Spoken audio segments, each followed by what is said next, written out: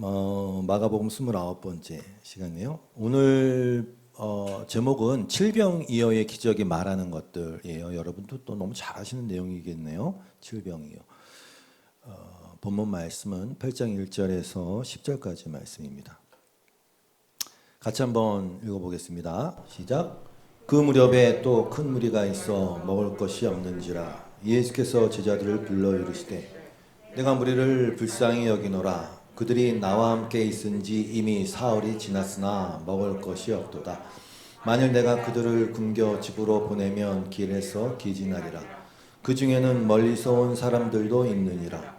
제자들이 대답하되 이 광야 어디서 떡을 얻어 이 사람들로 배부르게 할 수 있으리이까. 예수께서 물으시되 너희에게 떡 몇 개가 있느냐 이르되 7이로소이다 하거늘 예수께서 무리를 명하여 땅에 앉게 하시고 떡 7개를 가지사 축사하시고 떼어 제자들에게 주어 나누게 주게 하시니 제자들이 무리에게 나누어 주더라. 또 작은 생선 2마리가 있는지라 이에 축복하시고 명하사 이것도 나누어 주게 하시니 배불리 먹고 남은 조각 7광주리를 거두었으며 사람은 약 4,000명이었더라. 예수께서 그들을 흩어 보내시고 곧 제자들과 함께 배에 오르사 달마누다 지방으로 가시니라. 아멘. 오늘 본문을 보통 이렇게 칠병이어의 기적 이렇게 부르지 않습니까? 병은 이제 떡병자에 갖고 7개의 떡이 등장하니까 칠병이어. 이 칠병이어의 기적은 이 사복음서 중에서 마가복음과 마태복음에만 소개되어 있습니다. 우리가 이미 6장에서 오병이어의 사건을 나눈 적이 있어요. 보리떡 5개, 물고기 2마리로 남자 성인만 5,000명, 그러니까 한 보통 대략 전체 15,000에서 2만여 명에 달하는 사람을 먹이신 사건이죠. 근데 사실 대동소이하죠. 오늘 본문 읽어보니까 그 베푸신 기적이 오병이어의 사건이나 칠병이어의 사건이 되게 비슷한 흡사한 모습을 보여줍니다.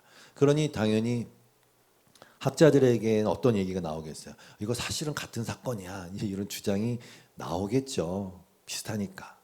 근데 그렇게 볼 수 없는 여러 가지 이유들이 있는데 가장 중요한 이유는 이거예요. 8장 19절에 보면 마가복음 예수님께서 이 두 사건을 나눠서 얘기를 하세요. 내가 떡 5개를 5,000명에게 떼어줄 때에 몇 조각 몇 바구니를 거두었더냐 이르되 12이니이다. 또 7개를 4,000명에게 떼어줄 때 조각 몇 광지를 거두었더냐 이르되 7이니이다. 12이니이다. 7.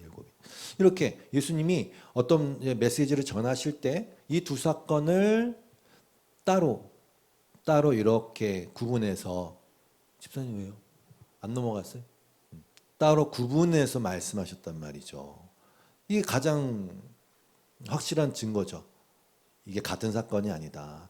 그 외에도 내용상에 보면 여러 가지 차이가 있습니다. 물론 떡의 개수도 7개, 5개, 먹인 사람의 숫자도 4,000명, 5,000명, 먹이신 날도 오병이어는 그날이었고요. 이 칠병이어는요. 사흘이 지나서 막 다들 기진해갖고 배고파갖고 그랬을 때 먹였다라고 나오고 있고 또 남은 음식 바구니도 차이가 있어요. 근데 그 5,000명 먹이셨을 때 남은 바구니는 코피노스라 그래갖고 그냥 이렇게 자그마한 이게 들고 다니는 바구니를 얘기하는 거고요. 일단 칠병이어 사건에서는 스피리스예요. 이거는 사람이 들어갈 만한 곡식 저장하고 그런 큰 바구니를 얘기하는. 그러니까 다른 거예요. 달라요. 시간과 장소적 배경도 달라요. 5,000명을 먹이신 거는 잔디밭인 것 같고 여긴 땅에서 이제 앉혀서 먹이시고 뭐 등등등등. 그리고 마지막으로 기적을 베푸신 이후에 행동도 달라요. 기억나시는지 모르겠어요. 오병이어 사건 이후에는 제자들을 황급히 막 떠나 보냈지 않습니까? 그리고 예수님은 따로 또 떨어져서 산에 기도하러 가셨잖아요. 칠병이어 사건은 예수님과 제자가 같이 이렇게 떠나는 거로 돼 있어요. 그러니까 다른 사건이 맞아요. 근데 왜 이 비슷한 거를 왜 이렇게 또 이렇게 적어놨냐 이런 의문이 들지 않습니까? 그냥 오병이어의 사건만을 적어놔도 충분히 거기서 하시고자 하시는 말씀을 하실 수 있고 듣는 자는 거기서 들을 것 들으면 되니까. 그런데 바로 이 중복성과 중첩성 자체가 메시지예요. 사실은. 여러분, 같은 일이 반복된다는 건 뭘 의미하죠? 반복된 실수는 실수가 아니죠. 습관이죠. 습관은 제2의 전성이에요. 예수님이 아까 읽었던, 조금 전에 읽었던 8장 19절 20절에서 이 두 사건을 같이 언급하셨잖아요. 비슷한 사건인데 그 두 사건을 언급하시면서 얘기하고자 하셨던 것은 그냥 이거예요. 왜 그렇게 못 알아먹느냐? 왜 그렇게 변함이 없느냐? 왜? 오병이어 사건에서도 제자들은 자신들의 그 이성적인 사고와 자신들의 한계치 안에서 계속 계산했잖아요. 어떻게? 이들을 다 먹이려면은 최소한 200데나리온이 필요합니다. 뭐 그 누가 모르나? 예수님이 원했던 건 그런 대답이 아니에요. 200데나리온 정도가 필요합니다. 뭐 이런 게 아니거든요. 근데 그렇게 그냥 요한복음에는 시험하면서 물었다고 이렇게 나왔잖아요. 그들의 상태예요. 정신 상태, 신앙의 상태, 믿음의 상태. 그걸 드러내신 거 아니에요. 마찬가지예요. 오늘 본문에서도 사흘이나 굶었어, 기진했어, 이거 그냥 보내면 안 된다 그랬더니 제자들이 뭐라 그랬어요? 4절에서 이 광야 어디서 떡을 얻어서 이 사람들로 배부르게 할 수 있으리까, 이렇게 나와 있거든요.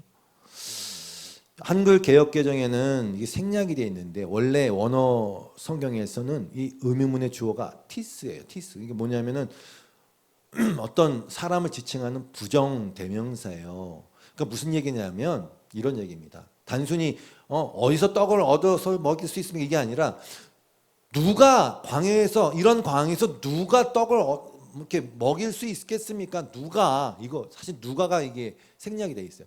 누가 할 수 있습니까? 광야에서 4천 명이 넘는 무리를 배부르게 할 만한 음식을 장만할 수 있는 그런 사람은 없습니다. 아무도 없습니다. 누가 할 수 있습니까? 그런데 바로 그 눈앞에 그분이 있잖아요. 조금 전에 오병이어 사건에서 그렇게 하신 그 분이 바로 눈앞에 있는데 그분을 눈앞에 두고서는 누가 할 수 있습니까? 이제 이런단 말이죠. 미치고 팔딱 뛰는 일이죠. 그죠? 얼마 전에 했잖아요. 얼마 전에. 제3자 입장에서는, 저와 여러분 같은 입장에서는 지금 이해가 잘 안 돼요, 사실. 여러분 같으면 어떻게 하시겠어요? 얼마 전에 오병이어의 사건을 경험했어요. 자신들의 손, 누구 손도 아니야. 자신들 제자들의 손을 통해서 예수님이 나눠준 떡과 물고기를 나눠주는데 계속 막 이게 막 무슨 뭐 계속 불어나. 이렇게 뛰어도 불어나고 뛰어도 불어나고. 그 기이한 걸 겪었단 말이죠. 이게 그렇게 쉽게 잊혀질 일인가요? 아유, 절대로 쉽게 잊혀질 일이 아닙니다. 그러나 막상 비슷한 상황이 딱 닥쳤을 때, 펼쳐졌을 때는 또다시 생각이 고대하루로 딱 돌아가는 거지. 그냥 옛날 그 자리로 딱 돌아가는. 누가 어디서 이 떡을 먹일 수 있습니까? 이렇게 가는 거예요. 다 자신들의 한계, 현실, 사실을 보는, 눈에 보이는 것에 스스로 갇혀서 그 속으로 그냥 자연스럽게 이렇게 누가 시키지 않아도 자연스럽게 이렇게 들어가는 거예요. 남 얘기하는 거 아니에요. 다 우리가 그래요. 그 상태를 드러내 보여주는 거예요. 이 중첩성이, 반복성이. 그래서 아까 읽었던 마가복음 8장 18절 이하에서 말씀하시는 거예요. 너희가 눈이 있어도 보지 못하며 귀가 있어도 듣지 못하느냐, 또 기억하지 못하느냐. 그러니까 우리는 점점 이 신앙의 믿음의 금붕어 두뇌에서 기억할 수 있는 두뇌로 점점 재창조되는 것 같아요. 내가 떡 5개를 5천 명에 떼어줄 때 조각 몇 바구니를 거뒀냐. 이렇게 7개를 4천 명에 떼어줄 때 몇 광지를 거뒀냐. 아직도 깨닫지 못하느냐. 이거 얘기하시는 거예요. 이거 자체가 메시지예요, 사실은. 알아야 할 것들.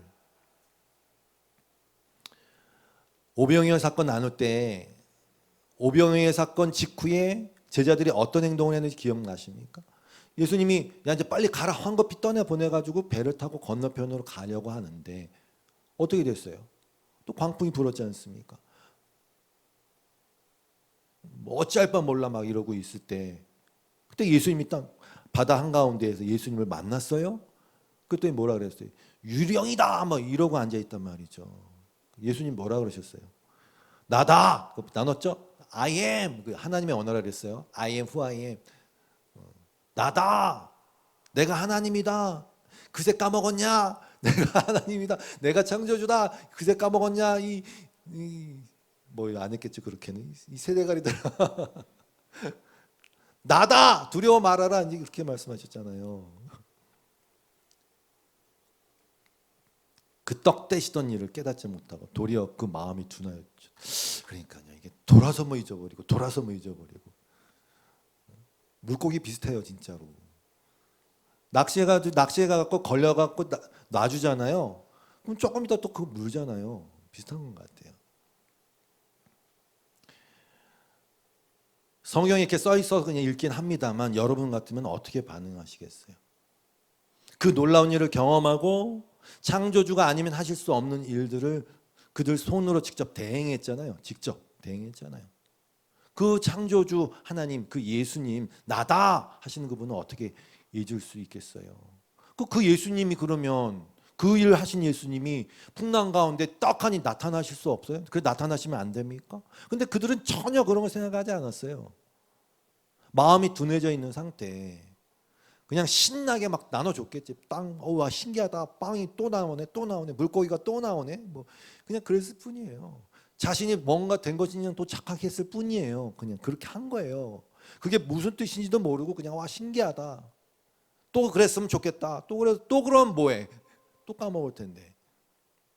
그러면 이 오병이어 같은 기적을 지금 한 2번 했잖아요. 칠병이어까지. 그럼 한 100번쯤 하면 그들의 마음이 깨어날까요? 네?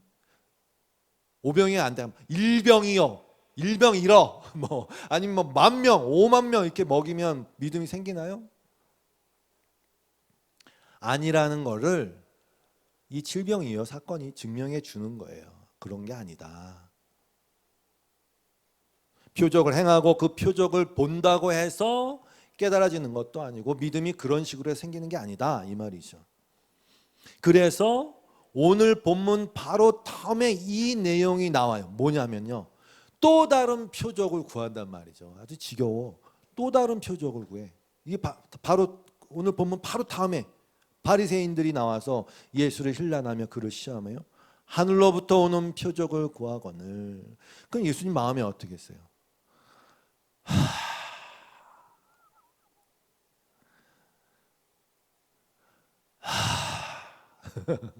예수께서 깊이 탄식하시며 이르시되 어찌하여 이 세대가 표적을 구하느냐 내가 진실로 너에게 이르노니 이 세대에 표적을 주지 아니하리라. 그냥 앉아. 이거 무슨 얘기입니까? 줘봤자 소용이 없어 라는 얘기 아닙니까? 그러니까 5병이여건 7병이여. 그럼 그 표적들은 도대체 뭐가 되는 거예요? 다른 뭐가 더 필요합니까? 그러니까 우리가 오병이어의 사건을 통해서 그 주시고자 하신 메시지를 나눴잖아요. 구약의 광야의 만나 사건이 말하고 있는 바와 똑같은 거. 사람이 떡, 빵으로만 사는 것이 아니라 하나님의 입에서 나오는 모든 말씀으로 사는 것이라는 것을 또 실증해 주셨잖아요. 가르쳐 주셨잖아요. 그 가리키고 있는 말 그대로 진짜 세메이언 표적 아닙니까? 그거. 그 표적. 근데 다른 안 보고 손가락만 보면서 또 표적을 보여주세요. 또 표적을 보여주세요. 그러는 거예요. 그 더군다나 그 만나 사건하고는 달라요. 왜?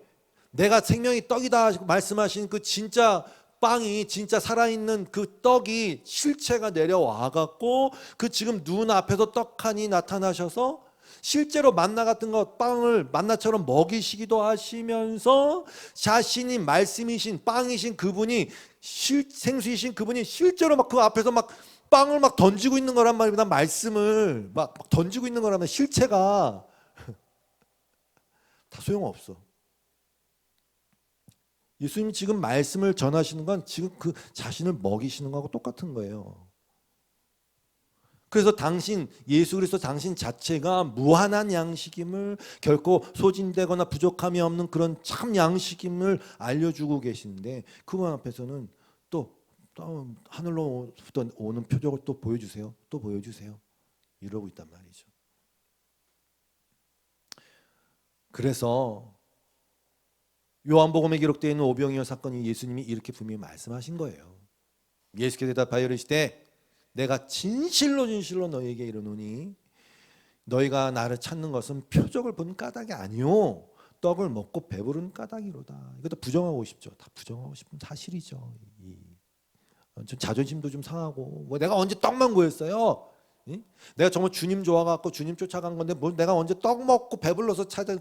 근데 주님은 다 아시잖아요. 썩을 양식을 구하고 다녔단 말이에요. 계속 그걸 구하는 거예요. 예수님을 추적하고 그 앞에 모이는 수많은 군중들이 그 썩을 양식의 제공자로서의 예수님을 그냥 따른 거예요. 그리고 왕 삼으려고 한 것이고, 그러한 자들에게 주님이 주실 수 있는 권면은 이거밖에 없어요. 썩을 양식을 위하여 일하지 말고 영생하도록 있는 양식을 위하여 하라. 이 양식은 뭐요? 인자가 너에게 주리니 내가 너에게 나 자체가 빵이야. 인자가 너에게 주리니. 인자는 아버지 하나님께서 인치신 자다. 인쳤다는 건 인정받은 자 이분밖에 없어요. 예수님밖에 없어요. 아버지 하나님이 인친 자밖에 이분밖에 없어요. 그러면 또 그들이 묻는 거예요. 우리가 어떻게 해야 하나님의 일을 하오리까? 다람쥐 쳇바퀴 도는 것도 아니고 또 어떻게 그래? 그래. 대답하여 이르시되 하나님께서 보내신 일을 믿는 것이 하나님의 일이다. 또 믿는 거야. 믿는 거야. 근데 이게 그렇게 어려운 거예요. 믿음이란 게. 좀 너무 쉬워서인 걸 수도 있어요. 믿으면 되니까 정말로 진짜 그냥 정말 믿으면 돼요. 믿으면 그 양식을 먹는 거예요. 믿으면 구원을 받는 거예요. 믿으면 주님과 하나가 되는 거라니까요. 근데 그게 안 돼요. 그게 안 돼요. 그게 안 된다니까요. 보세요. 이 말을 들은 자들이 믿으면 된다. 그럼 또 뭐 하겠어요? 당신을 믿도록 행하시는 표적은 또 무엇입니까? 저도 지금 머리가 빙글빙글 돌아요. 이게 도대체 왜 이렇게 반복이 되는지 모르겠어요. 계속 그거예요. 나다 그러면은 표적을 보여주세요. 믿어라 그러면 믿게 하는 표적이 뭔데요? 보여주면 또 다른 표적을 보여주세요. 그냥 계속 그러는 거예요. 계속 그러는 거예요. 도대체 뭘 어쩌라는 거냐? 그래서 그냥 이렇게 말씀하세요. 주님께서 6장 35절 예수께서 이르시되 나는 생명의 떡이다.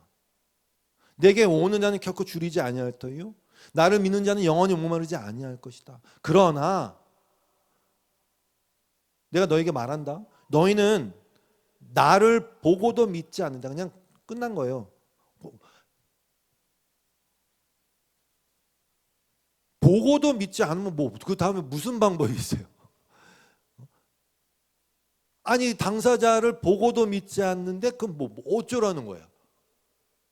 방법이 없어요. 뭐밖에는? 은혜밖에는.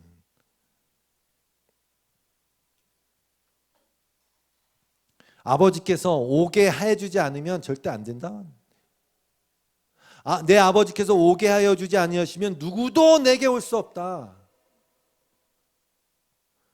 다 떠나갔지 뭐. 이게 뭐야 이게. 이거 내가 원하던 것도 아니네. 내가 원하는 떡도 아니네. 그러면 다 떠나간 거예요.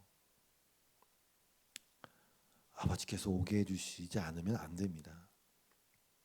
무한반복 거듭 말씀드립니다. 은혜 외에는 방법이 없어요. 그러니까 불가능성에 대한 이 처절한 정말 처절한 폭로예요. 진짜로 말 그대로. 예수님이 어떻게 깊은 탄식을 하시는 거예요. 이 깊은 탄식은 뭘 말하는 걸까요, 여러분? 여러분 예수님의 이 마음의 동감이 가셔야 돼요. 그래야 회개해요, 진짜로.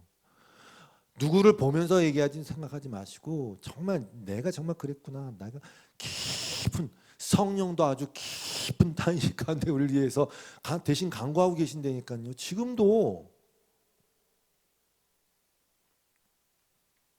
깊이 탄식하십니다. 표적 안 보여줘. 근데 마태복음에서는 이렇게 말씀하셨어요. 하늘로부터 오는 표적을 보여주세요. 예수 구하니까 예수께서 대답하여 이르시되 너희가 저녁에 하늘이 붉으면 날이 좋다고 너네 그렇게 잘 파악하네. 아침에 하늘이 붉고 흐리면 오늘은 날이 굳겠다. 야 우산 준비해라. 잘 파악하네. 너희가 날씨는 분별할 줄 알면서 시대의 표적은 분별할 수 없냐? 그러면서 중요한 얘기를 하세요. 악하고 음란한 세대가 표적을 구하나 요나의 표적밖에는 보여줄 표적이 없다. 그리고 그냥 떠나가셨어요. 그냥 어쩌면은 사실은 이 결론에 도달하기 위한 모든 것들이었어요.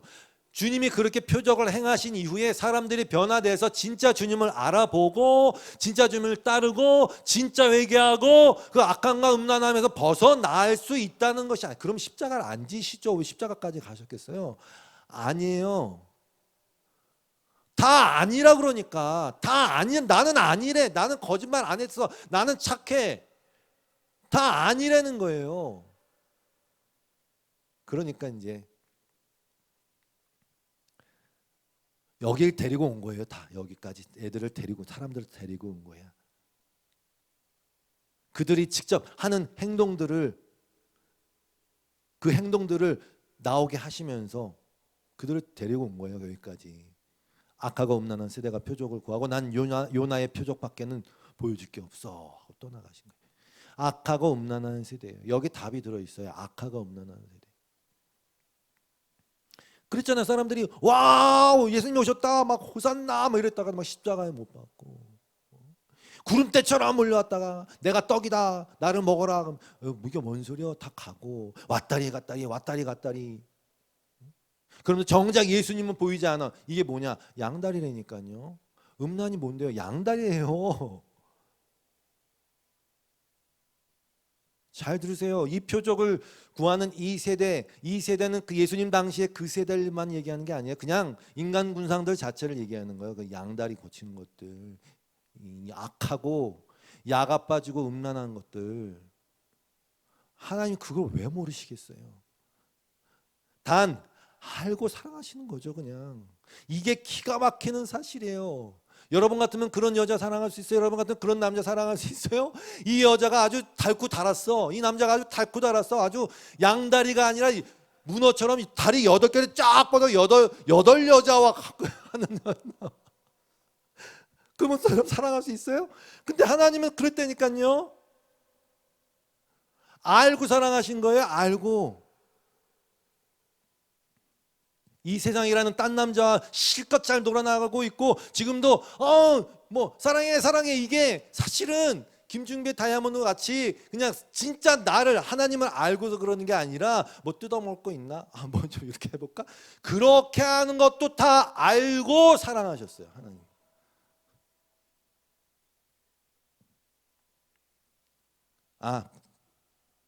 사랑하시기로 작정하셨어요. 이게 더 중요한 표현이야. 작정하셨어요. 그냥 그렇게 하기로 작정하셨어요. 이 사실을 처절하게 깨닫는 것이 은혜로 들어가는 분인데 이게 웬걸. 아니래. 아니래. 자신이 음란한 이 창녀라는 거를 인정하는 법이 별로 없어요. 그저 인정하고 싶으면 나 조금 내가 도덕적으로 내가 조금 내가 조금 교양이 떨어졌었네. 내가 조금 욕 한마디 했네. 그냥 그러지. 진짜 내가 음란한 창녀라는 것을 인정을 안 한다니까요. 왜 하나님을 믿으려고 그러세요? 이상한 질문일 수 있어요. 왜 하나님을 믿으려고 그러세요? 이렇게 질문하고 싶어요. 여러분. 누군가에게 질문. 그럼 당연하죠. 하나님인데 하나님을 믿어야죠. 내가 누굴 믿겠어요? 하나님이신데. 다시 말씀드립니다. 음란하다는 것은 양다리 걸치는 거예요.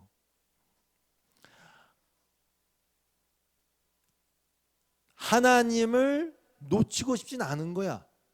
왠지 지옥도 있을 것 같고 천국도 있을 것 같고 심판도 있을 것 같고 또 뭐 기도를 열심히 하거나 교회 열심히 가면 그분이 기분이 좋아 갖고 뭐 진짜 커다란 떡고물이라도 하나 떨어지면 이게 웬 횡재냐. 성경 보니까 하나님이 하시는 일이 보통이 아니거든요. 막 물도 가르고 막 오병이요. 뭐 그건 문제도 안 되고 막 만나 떨어지면 메추라기 1m로 막 쌓고 막 이러니까 야 이거 혹시 진짜면 어떡하지? 진짜면 어떡하지?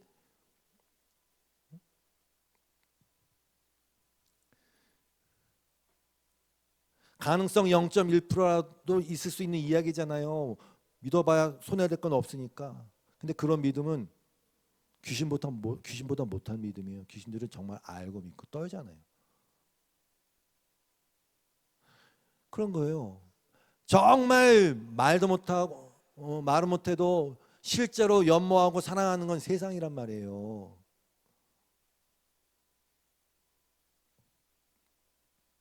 괜히 또 그렇게 하면 믿음 없다고 손가락질을 받을까 봐, 혹은 내가 내 종교는 기독교야 라고 이렇게 당당히 말했는데 그렇지 못한 걸로 하면 내가 선택한 게 틀리게 되는, 자존심 상하는 일이니까 그냥 그렇게 내색을 안 하려고 꼭 참고 있는데 뒤로는 몰래 만나는 거지. 계속 몰래 만나는 거지. 계속. 그리고 마음은 늘 연모하는 거지. 계속 이 세상이란 남자를 계속.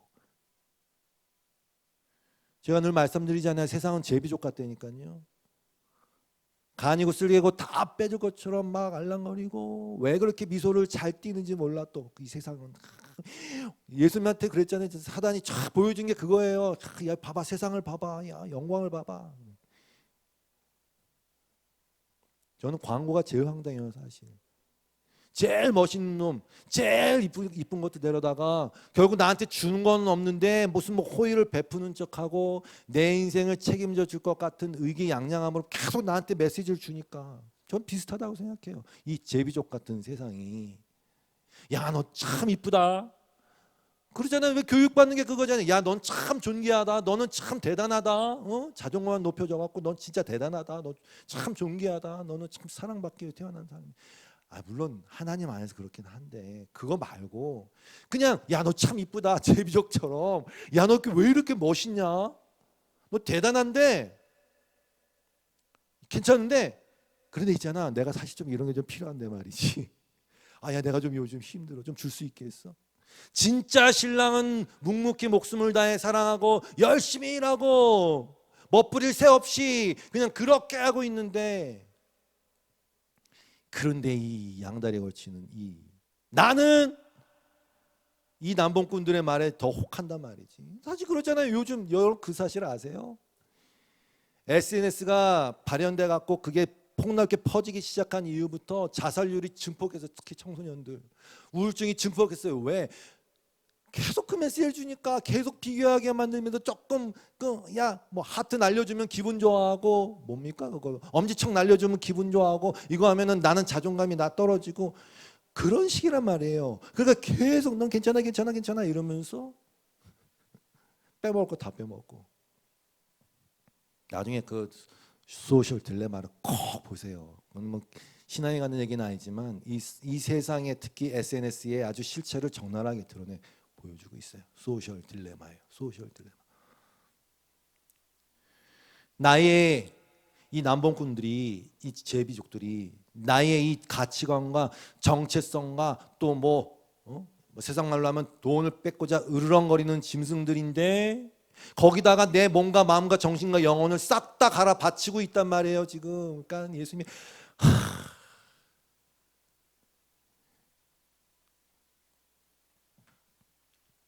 에스겔서 16장 15절에 그러나 네가 네 화려함을 믿고, 사실 화려한 것도 아니야. 곧 썩어질 건데 그냥 본인이 하도 그렇게 교육을 받고 그런 소리 들으니까 나는 화려해, 나는 괜찮아.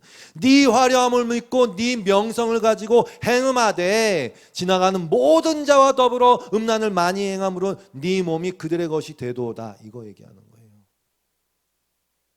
호세아 내용 그대로. 호세아서 잘 아시죠? 호세아서의 내용 그대로예요. 창녀 고매를 데려다가 아내 삼아 그랬어요. 결혼하라 그럽니다. 왜? 구원은 그렇게 시작이 됐으니까. 창녀 같은 나를, 세상 좋다 좋다 하고 있는 나를 내가 너 사랑이로 작정했어. 거기서부터 구원이 시작됐으니까. 호세아 입장에서는요, 너무 자존심 상하고 기분 나쁜 일이겠죠. 아니, 내가 왜 창녀와 결혼을 해야 돼? 하나님 얘기하시는 거잖아요. 하나님 얘기. 하나님께서는 그 신실한 호세아가 음란한 고매를 사랑해 취해야 되는 것 같이 이방인을 신을 섬기고 세상을 섬기고 여전히 세상에 울컥거리고 있는 이 나를 사랑하시기로 작정하셨어요. 애를 낳았어요. 셋을 낳았어요. 하나님 애 이름 뭐라고 붙였습니까? 첫째 이스르엘. 이스라엘이 아니야. 이스르엘 비슷하게. 하나님이 흩으신다. 둘째 로루하마. 로는 부정어예요. 사랑하지 않는다. 셋째 로암미. 암미는 내 백성. 내 백성 아니다. 애를 셋을 낳았는데 그렇게 결혼하라 그래가지고 애를 셋을 낳았는데 다 나 흩을 거야. 나 사랑하지 않아. 내 백성 아니야. 왜? 그게 실체니까. 그게 마땅히 받아야 될 심판과 대우가 이거거든요. 그래서 그렇게 시켰어요. 애들 이름을 이렇게 줘. 호세아는 완전히 망했어 이제. 누가 자식 이름을 그렇게 짓고 싶겠어요. 그런데 그게 실체예요. 근데 이걸 알아야 돼. 이걸 아는 게 믿음의 시작이에요. 호세아의 그 사랑에도 불구하고 고멜은 여전히 제비족들에게 목을 매요. 호세아서 2장 5절 말씀. 그들을 베었던 몸은 부끄러운 줄도 모르고 노란한 계집이라. 빵과 물을 주고 양털과 모시를 주고 기름과 술을 줄 그에게 가야지. 와. 그에게 가야지. 그런데 놀라운 말씀 뭔지 알아요? 하나님 그러세요. 내가 그 앞을 가시로 막고 담을 둘러쳐서 빠져나가지 못하게 하리라.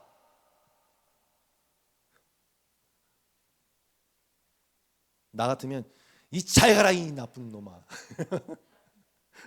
이랬을 텐데 내가 가시로 막고 담을 둘러쳐 빠져나가지 못하게 할 거야. 빠져나가지 못하게 할 거야.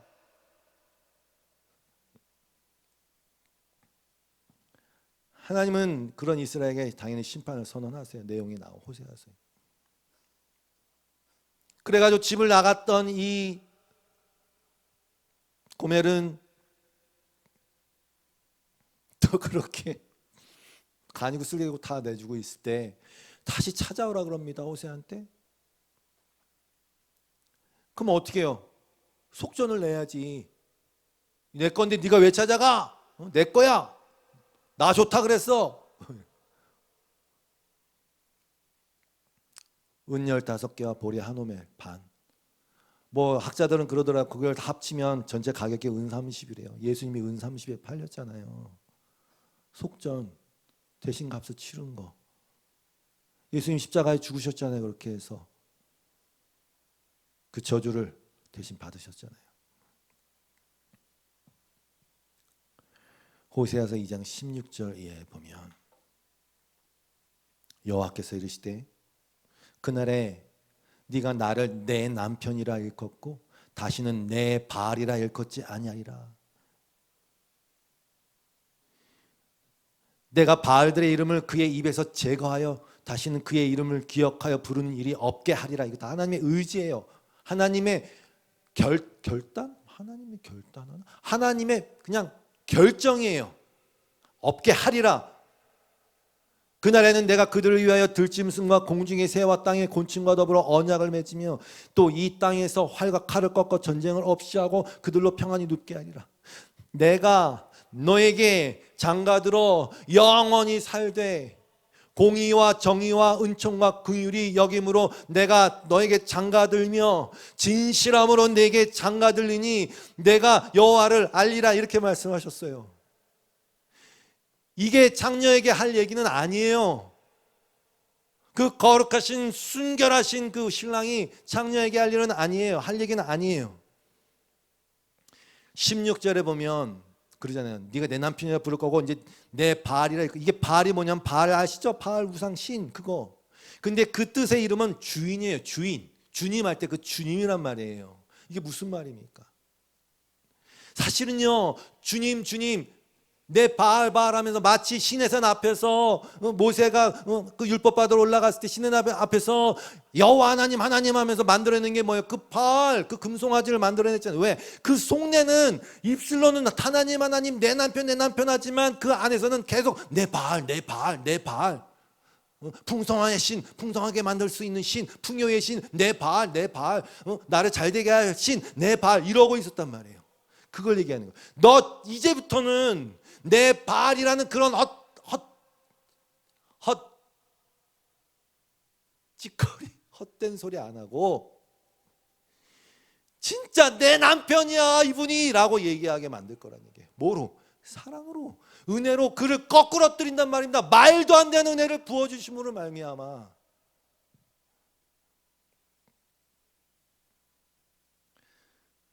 그리고 뭐라 그래요? 들짐승과 공중의 새와 땅의 곤충. 내가 지난 시간에 언제 곤충의 숫자를 얘기한 적이 있어요. 까먹었어. 몇십만 종이라 했는데. 여러분 이게 무슨 얘기냐면요. 곤충과 더불어 언약을 한다. 이게 무슨 얘기냐면요. 다 증인을 세우는 거야. 내가 너를 그렇게 사랑할 거야. 사람한테만 그런 게 아니라 모든 피조물 앞에서 내가 얘를 사랑할 거야. 내가 얘를 내 안에 내 사랑하는 자로 만들 거야. 나를 사랑하게 만들 거야. 내 남편이라 부르게 만들 거야. 심지어 곤충 앞에서도 그 가지수를 셀 수 없는 곤충 앞에서도 그렇게 하나님이 맹세한다. 내가 그렇게 맹세한다. 이러고 계신단 말이에요. 하나님이 언약을 맺는다. 그들 앞에서.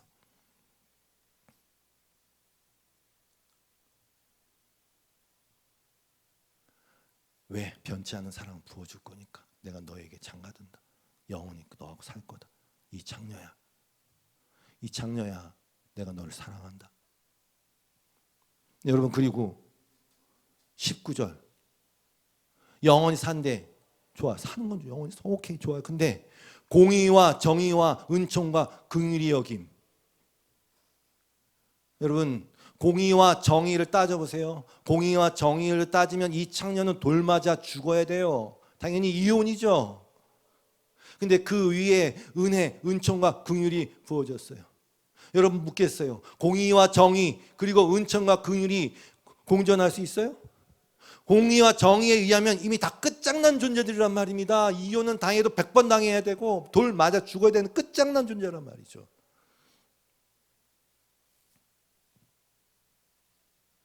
영원한 형벌과 죽음으로 가야 돼요. 근데 거기다가 은총과 긍휼을 또 부으시는 거예요. 어떻게? 그럼 어떻게? 방법 없어요. 이 창녀 대신에 신랑이 돌 맞아 죽는 거지. 신랑이 공의와 정의와 은총과 긍휼이 맞닿아갖고 거대한 지각 변동을 일으킨 그 역설의 장소가 바로 십자가예요. 죽어야만 돼. 너는. 근데 난 너하고 영원히 살 거야. 어떻게 할 거냐고요. 넌 죽어 마땅해. 죽어야만 돼. 근데 난 너하고 영원히 살 거야. 이 딜레마를 어떻게 할 거냐고요. 십자가. 방법이 없어요. 십자가.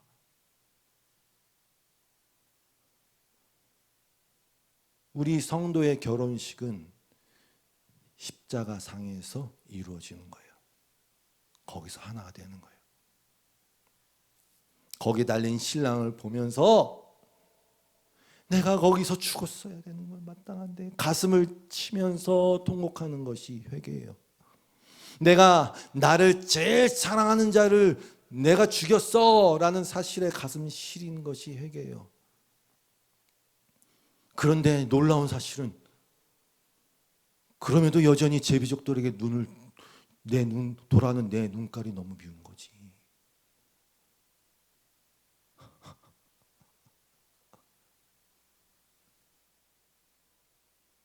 그럼 어떻게 하고 싶은지 아세요? 내 눈깔에 그러고 있는 나 자신한테 사형 선고를 내버리는 거예요. 사형 선고를 내린다니까요.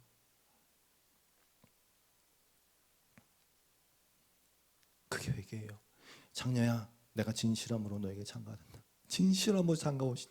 진실함으로 장가를 든대 우리한테. 진실함으로. 맨날 조변 섞게 하면서 늘 왔다리 갔다리 하면서 이랬다가 저랬다. 그런 내 마음을 알면서도 한 번도 변하지 않고 진실함으로 진리로 날 사랑하셨어요. 그러면 어떻게? 또 얼굴이 화끈거려서 미치겠는 거지. 야. 그 신랑 앞에 서 있는 내가 죽이고 싶을 정도로 미워야 되는 거예요. 그래서 자신의 목숨을 미워하지 않고는 나를 따를 수 없다라고 말씀하신 이유가 그거예요. 그게 무슨 자해하고 그런 게 아니에요. 이 모든 실체를 이제 알아버리니까 그분 앞에서 도저히 설 수 없고 그 가운데서도 눈깔 굴리고 있는 내 자신이 미운 거예요. 그렇지 않고서 나를 따를 수 없다고 말씀하신 거예요. 그래서 그렇게 신랑을 십자가에다가 못 박아 죽인 후에 이걸 알게 된 거예요. 정말 나를 그렇게 사랑했구나. 나를 저렇게 사랑했구나. 진실로 사랑했구나. 다 줬구나.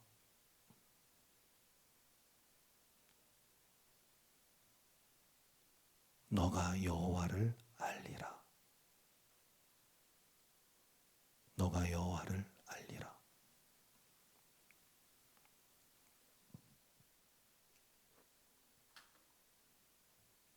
호세아서를 좀 더 읽어드릴게요. 에브라임아, 내가 어찌 너를 버리겠느냐.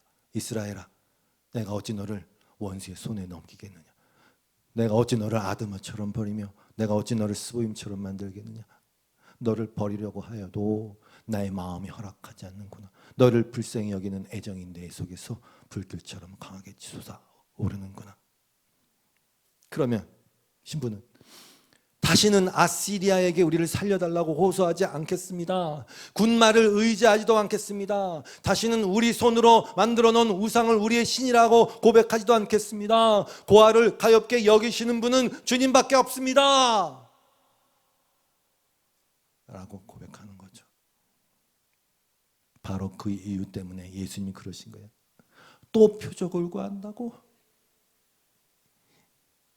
이 날라리들아, 또 표적을 구한다고? 또 표적 구하면 시커멓고 와 우리 예수님 멋있다 또 따라다니다가 또 그러려고? 내가 보여줄 표적은 요나의 표적밖에 없어. 이 악하고 음란한 세대 요나의 표적밖에 보여줄 게 없어. 십자가, 그 신랑이 대신 달려 죽으신 그 십자가, 그것이 하나님의 마음이고 하나님의 사랑이에요. 그래서 바울이 그러는 거예요. 그 표적, 그 십자가 외에는 나 아무것도 알지 않기로 작정했어.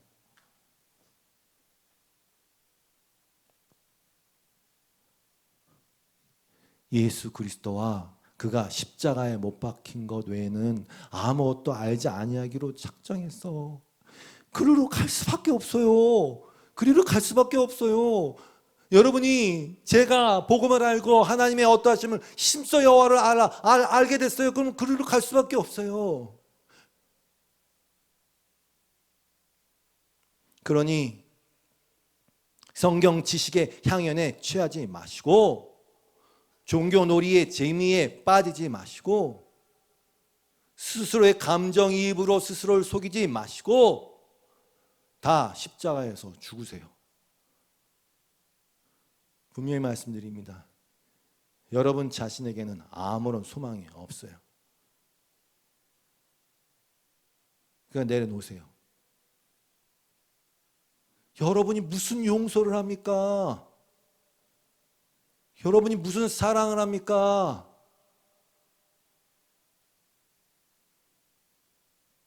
다시 십자가로 가세요.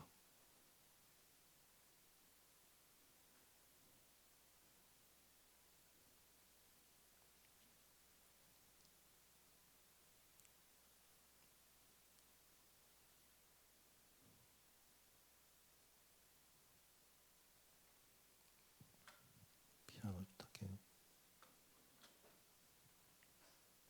그 둘 중에 누가 아버지의 뜻대로 하였느냐? 첫째 아들 그랬죠. 야, 네가 좀 해라. Yes, sir. 그리고 안 했지. 둘째, 해라. 안 해요.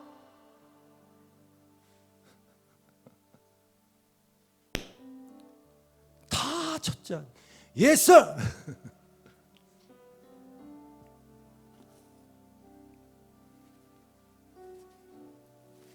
예수께서 이르시되 내가 진실로 너에게 이르노니 세리들과 장녀들이 너희보다 먼저 하나님의 나라에 들어가리라. 아멘. 기도하겠습니다. 이 찬양하고 기도하겠습니다. 십자가 그 사랑 멀리 떠나서 찬양하고 잠깐 기도하는 시간 하겠습니다.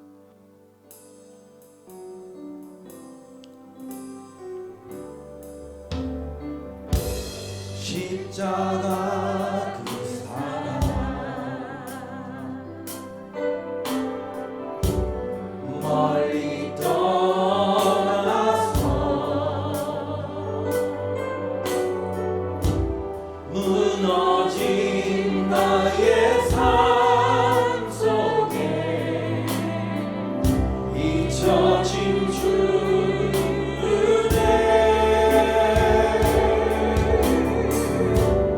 돌 같은 내 마음이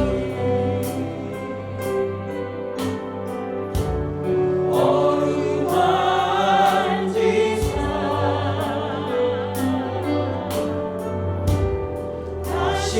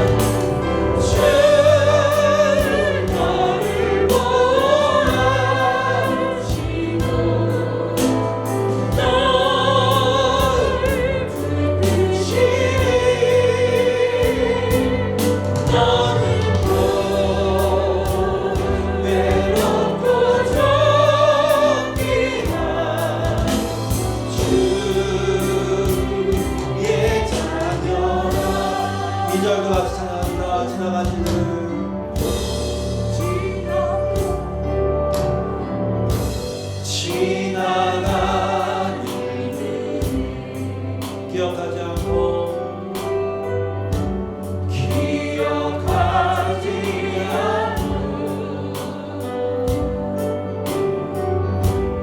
이전에 난 모르니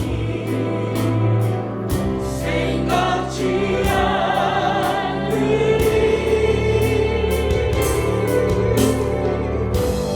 사랑의 강물과 길을 내시는